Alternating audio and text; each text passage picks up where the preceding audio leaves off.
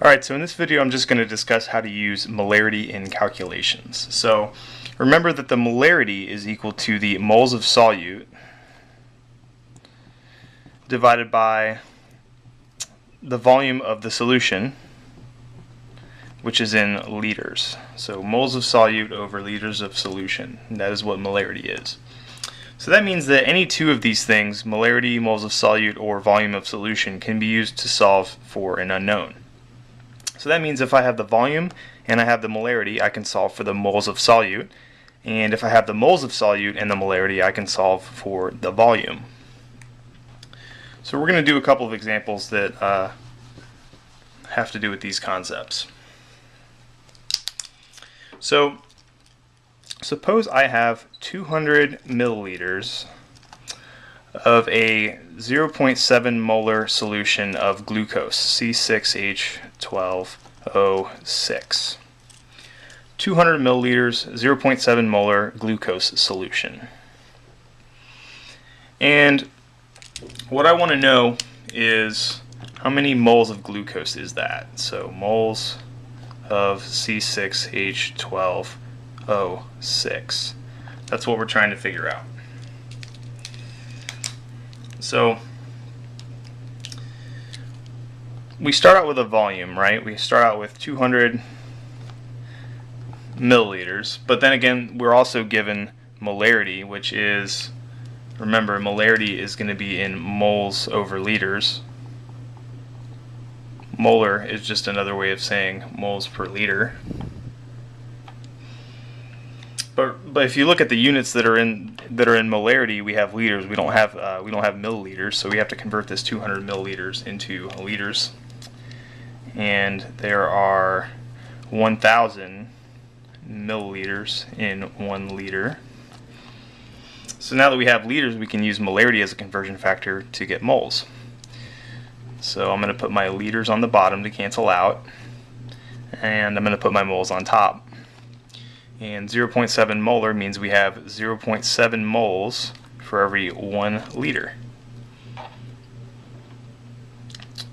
And our final answer is going to be 0.14 moles of glucose, C6H12O6. So let's do another one.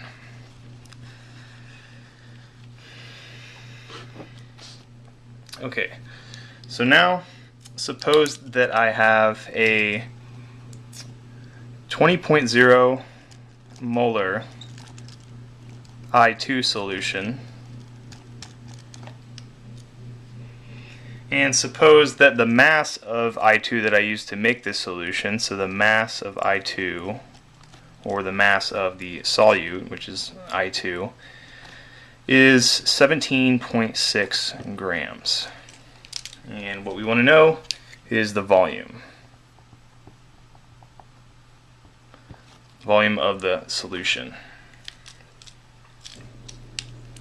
So I'm just going to start with this mass here, and then we can use molarity as a conversion factor similar to what we did in the last one. So we start out with 17.6 grams of I2. But remember that molarity, once again, that's moles over liters.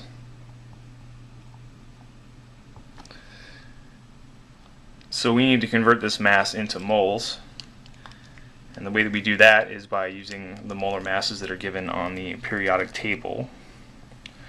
So if we take the molar mass of I2, well, we would take the molar mass of iodine and then multiply it by 2. And then we would get, we're going to put grams of I2 on the bottom, we're going to put moles of I2 on the top, and we will get 253.8 grams per 1 mole of I2. And now that we have moles, we can use the molarity and convert that into a volume. So our solution is 20.0 molar.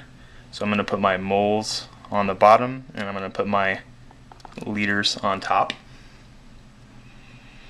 And it says it's 20.0 molar, so that means we have 20.0 moles for every 1 liter.